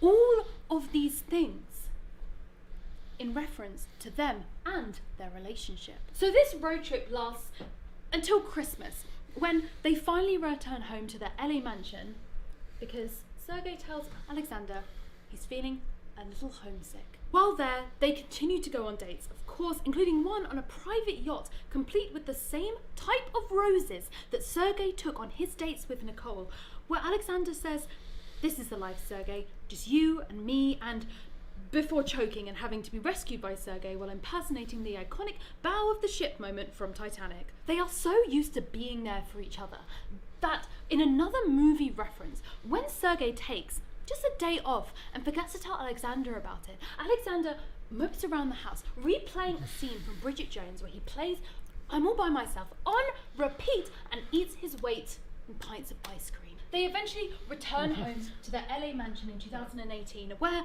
on a memorable occasion, Alexander We're only at teases 2018? Sergei by talking about all of the Hollywood A-list men that he could take as his cinema date. He talks about Bruce Willis, Denzel Washington, Brad Pitt, and then laughs, saying, "I'm only pulling your tail, Sergei. Come on."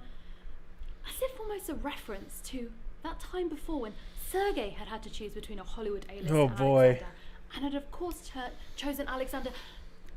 Alexander promising the same back in a beautiful moment. So everything remained pretty much the same until October of this year, Oh my God. 2019. It had been 3 years.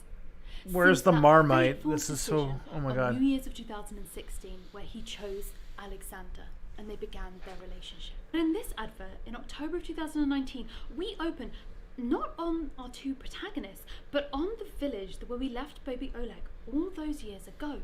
He's playing with Ayana, What? his They're friend, going- when suddenly okay. bulldozers crash into the screen, destroying their home and forcing them to flee. Baby Oleg grabs only one thing in the millisecond they have to escape: a postcard from Alexander and Sergei that says, "We'll always be here for you," with a picture of them both in San Francisco on the front. San Francisco, The two okay. midcaps travel to America to find their I can buy dads, this. but I see after where this is days going. of searching and no luck, they finally give up. Oleg drops the postcard from the Golden Gate Bridge, only for it to fall right into the path of Alexander and Sergei.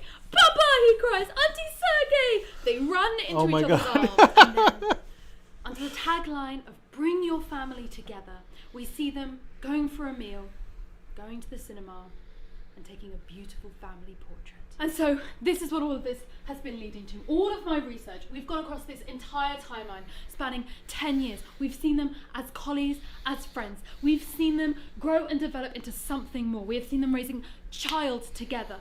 Finally, the final chapter so far in the story of these two British icons. They're there, together, in love, with two baby meerkats that they're going to be looking after as a family, in the queerest goddamn city in America, San Francisco. Now, at the end of all of this, I speak directly to you, Compare the Market. I solved your clues. I trawled through their tweets. I watched every advert, and I bought your £4.99 autobiography. You can admit it now. I've solved the puzzle that you laid down for us. My quest is complete. Sergei and Alexander are in love. And I realise now what he was trying to tell us. Because at the end of all of this, I've realised it was, and always has been, simples. What? I don't even know how that... Okay.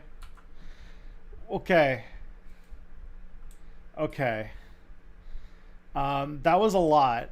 Like a lot. I don't know what I watched. I feel like I know less about meerkats and whatever the website was than I did in the past. I'm so confused. Britain hurts me. So we're gonna watch Mr. Beat make a Call Me Maybe parody about the Red Scare. That's what society needs for us right now. World War I is over now. Oh my god, I forgot that this is like... So Mr. Beat makes being cringy sort of his thing. And here we go. Bolshevik revolution, communism spreading now. All thanks to Karl Marx, the proletariat rise. Boy. They've been private property back in the United States. Most really don't like this. Their fear was rising, panic all around them. Red Scare, I can trust you. Where you think you're going, baby? Hey, I just met you, and this is crazy, but I think you are Hey, commie, maybe you look suspicious and a little lazy. I will report you to the government, maybe. Hey, I just met you, and this is crazy, but I think you are a commie, maybe, and all the other Reds aren't American. By the way, Mary Warrior Twins is the one who submitted this, so you have them to blame for this. I will report you to the government, maybe. World War II is over now. Soviet Union, China, like dominoes, they all fall. US is in their way. McCarthy pointing fingers. At first we believe him. Hollywood 10 blacklisted. They're un-American. They're pointing fingers. They have no evidence. Witch hunt, HUAC. Are you some kind of spy, baby? Hey, I just met you, and this is crazy, but I think you are a commie, maybe. You look suspicious and a little lazy. I will report you to the government, maybe.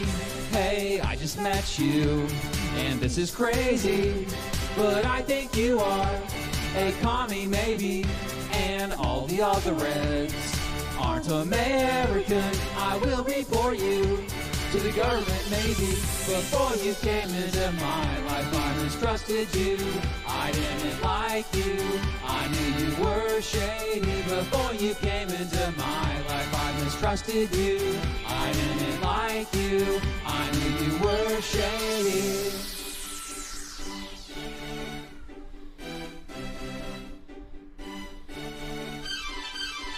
It's hard to trust you. Why don't you conform? So I think you are a commie, maybe. You look suspicious and a little lazy. I will report you to the government. This has been a very cringe-heavy stream. Yeah, maybe a little bit. We just have to embrace it, okay?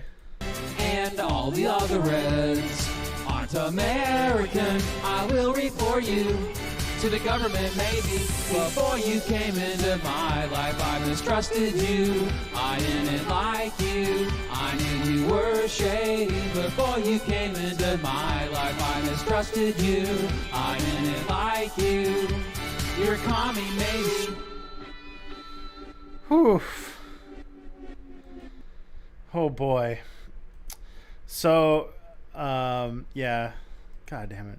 Mr. Beat is a friend of mine. I have spent time at like non-business things with him and his family. They are great. These songs are brave. This is what bravery is on YouTube.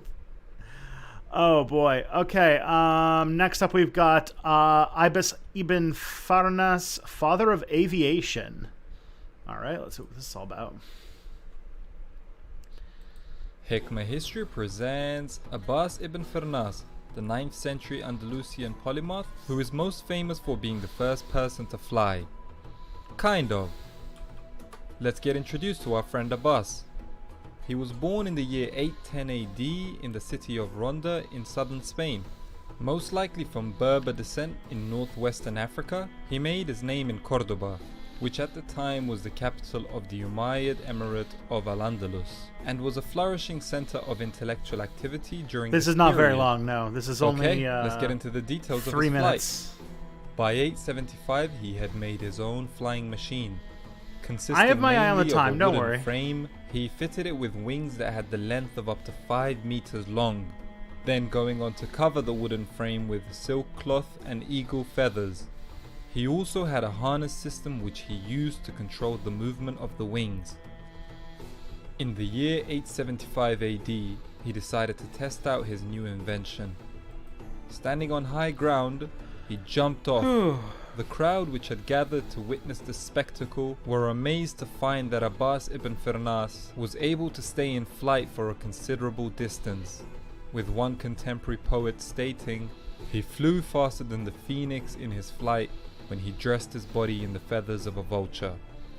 But we have to remember that this is only the 9th century that we're talking about. More than 1,000 years has to pass before we get to the stage where we are now, where we have mastered aviation. As such, Abbas ibn Firnas may have been successful in taking off and flying, but he had not taken into consideration the landing phase. He failed to include a tail-like instrument in his design, which would have aided his descent, and his attempt at flight reportedly ended in disaster when he crashed and seriously injured his back. But Abbas ibn Firnas was not a one-trick pony. He was a man of many talents. He designed the water clock named the Al-Maqata, created various planispheres. I think he was pretty famous for that one. The water clock is a pretty big one. Made reading stones, which in those days would have served the same purpose as glasses. And he even developed a process for cutting rock crystals that allowed F's in chat for Abbas ibn Firnas itself from its dependency of exporting quartz to Egypt to be cut. Thankfully, history has rewarded Abbas ibn Firnas with a rich legacy in return for his risk-taking endeavors. Staying true to his exploits within aviation, the Baghdad airport is named after him. But as we already found out, he was a man of many talents. Chief amongst them, astronomy. So he would have been glad to find out that a crater on the moon has been named after him. And staying close to his roots, there is also a bridge named after him over the Guadalquivir River in Cordoba. I hope everyone can take a lesson away from the risk-taking exploits of Abbas ibn Firnas. Oh boy. Thank you all for watching, and a special thanks goes out to all of our Patreons for continuing to support Hikmah History. Okay, well, let's see what's next is CGTN Europe. With a relaunch and a new name, UK broadcaster Ofcom revokes license of China's CGTN. Okay. Let's see what this is about. in 2016, China put a fresh face on its English-language TV news brand. China Central Television was now China Global Television Network, or CGTN. President Xi urged its international staff to tell China's story well, spread China's voice well. But it's a voice that the UK's media regulator Ofcom has decided shouldn't be heard anymore in the UK. Revoking the broadcaster's license, Ofcom said, "Our investigation concluded that Star China Media Limited, the license holder for the CGTN service, did not have editorial responsibility for CGTN's output. As such, SCML does not meet the legal requirement of having control over the licensed service and so is not a lawful broadcast licensee." The Chinese Foreign Ministry says it firmly opposes setting barriers to Chinese media's regular activities in the UK. Shortly after Ofcom's ruling, China said it had lodged stern representations to the BBC over, quote, fake news coverage and urged the BBC broadcaster to apologise. The UK has been a leading critic of China's Hong Kong security law and its crackdown on protests. It's also legislating against businesses profiting from alleged slave labour in China's Uyghur camps, and it's ousting tech giant counts the glider Huawei fight comes from 800 years sensitive later. parts Yeah, of that's the always like UK's that, isn't it? 5G network. So, CGTN is the latest focus of tension in a UK-China relationship that's been deteriorating for several years. I think the idea really was that it would probably liberalise and change, not become a democracy, but become a little bit easier to deal with. And under Xi Jinping, the current leader, that's not true. It's become much harder towards the outside world on issues like Hong Kong and Xinjiang, on Taiwan. It's got a much harder line now, so it's a more difficult diplomatic partner.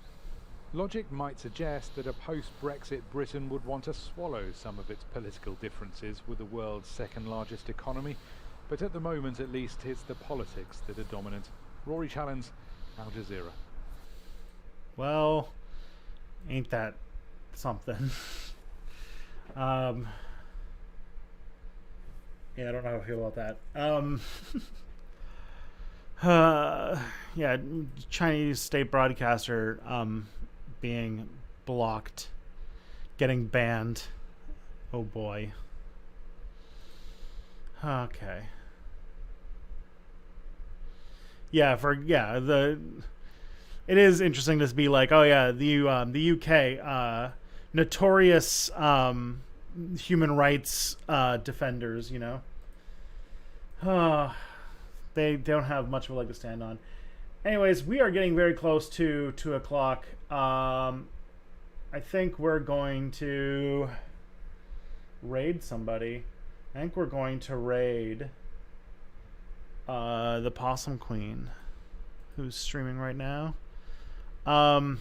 Yeah, so it's been a wild one. Have a good weekend.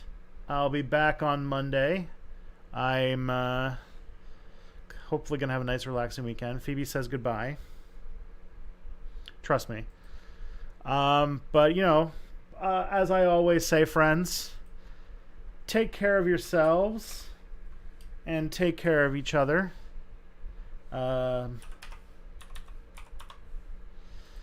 Be good and have a good one.